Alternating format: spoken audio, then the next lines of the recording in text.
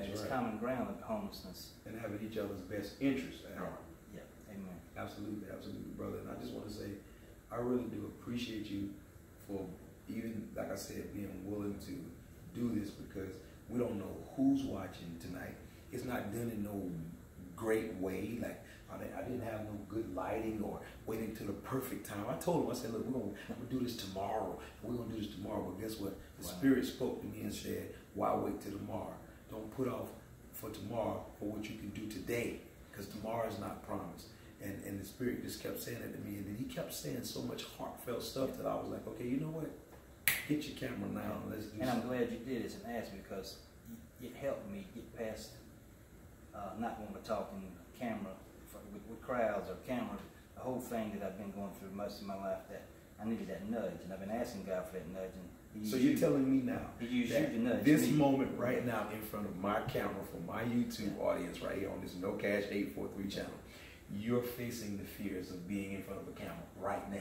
Not right now. It is past me. Okay. By doing it. Okay. By doing so. By facing it. I got you. You helped me face I that. got you. And you put me on the spot, which is good. I need that. And that's what's up. Yeah.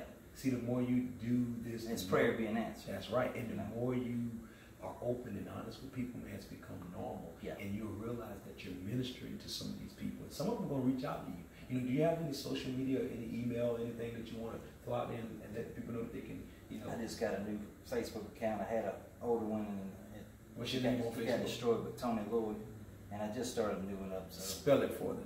Tony, Tony, and Lloyd Jr. But And just started. What city and state? Florence, South Carolina. Florence, South Carolina. So y'all look at that face real good, and y'all try to reach out to this guy, man, and encourage him. I really do know if you reach out to him, he'll have an encouraging word for you. And you know, each one teach one. We all are each other's strength, and if we empower one another, we all can be strong enough to be each other's crutches, because if one fall, we can pick the other one up. And what I'm seeing here in this shelter, you know, granted, it's not perfect. You know, you have a little downs here and there, but for the most part, it's positive, optimistic vibes. People here are trying to work, be productive, progress in life, and get back on the right track. Everybody goes through a little bumps and bruises in life. I don't care whether you're rich, poor, white, black, good, bad, big, small. Negatives are going to succumb you. But what I've learned about life is this: working with the negatives make a better picture. A lot of times people think they're looking for the perfect life. They're looking for the all positive life, the picket fence and all good, but that's just a dream, that's a myth. The objective is for us to take the negatives in our life and make a better situation out of them. You know, it's sort of like when life gives you lemons, you make lemonade. And my thing is, you know, I can speak it so real because I went through it. When I came home from prison almost 6 years ago, and I'm still, right now to this day, in this shelter, I'm just now finally making a step to get myself in a position to have my own, which is my own home, so that my kids can come and reside with me, their dad, if they choose to. For the first time in my life, I'm being set up in a position to do that, and I'm feeling the strength that I can do it. And I got a bunch of people here like this guy and other people that's in this shelter. That some of these guys are working, they're on their way out. They got nice money saved up.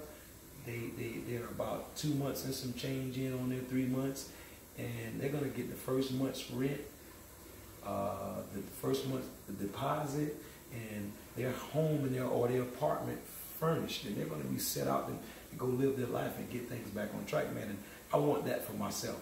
And sometimes when much is given, much is required. We want a lot of life, but people are not willing to do what it takes to get what you need. You know what I'm saying? Like I'm noticing that in my own life. I'm noticing that in my kids' life. And one thing that I'm seeing about homelessness out here, when you're faced with homelessness, you either do or you die. You're like, you got to do for yourself, because ain't nobody else going to do it for you. And some people are not just faced with homelessness. You know, they have mental conditions, they have addictions, you know, they have health issues. It's a whole lot of things that people are faced with. And one thing that I see that hinders the community or the people that could actually help homeless people, I see what hinders you all. And me too, before I actually went through it. Our perceptions are warped. You know, perception is everything. And I need for you all to understand that whatever you perceive of a thing or a person or a place, your perception says very little about that thing or that person and all about you. So when you find yourself being judgmental about a homeless person, be it white, black, big, small, tall, whatever they're going through, and you find yourself being judgmental and not embrace it, I need for you to understand that whatever your perception is about those people that you're perceiving that of says nothing about them and all about you. And we all have been placed in that position to have a messed up perception about homelessness. But we all have turned the corner, turned our head when we see the opportunity to give someone advice, help, a bottle of water, a couple of dollars, or whatever that is.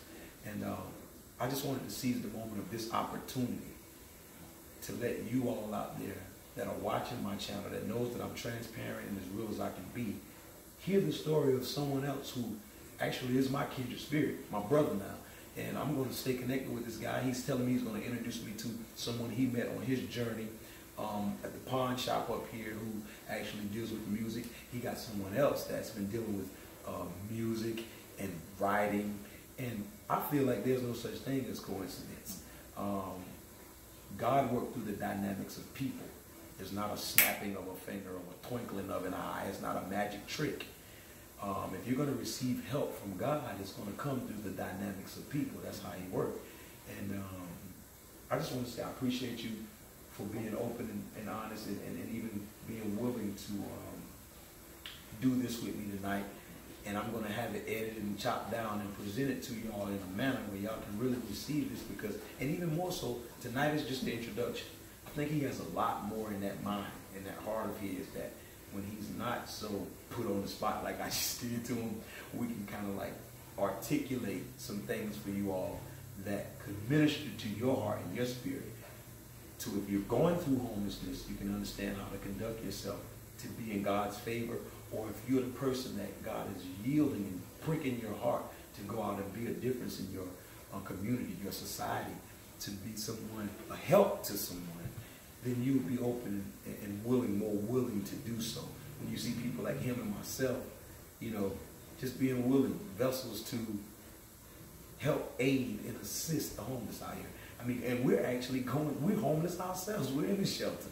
And so if two homeless people can actually make a decision to say that they're going to aid and assist and help the homeless in whatever way that they can during their own struggle, how much can you all out there who may not be struggling, who may have a job or jobs or finances or opportunities and resources to actually help the homeless? I think that we can be a greater example or a better example to show some of the ones out here who are in positions that could help but may not know how to help. So it all works out for a greater good, man. And I just want to say thank you again. And I want y'all to appreciate this, but he was about to say something, and I'm going to let him talk, and then I'm going to close out. I just want to say one thing. I encourage anyone and everyone to, you know, be of service to somebody somewhere. If you can do it, you know, try not to judge and try to do something to step out of your comfort zone and just be of help to somebody, no matter if it's just an ear listening. It's your time. Time's valuable.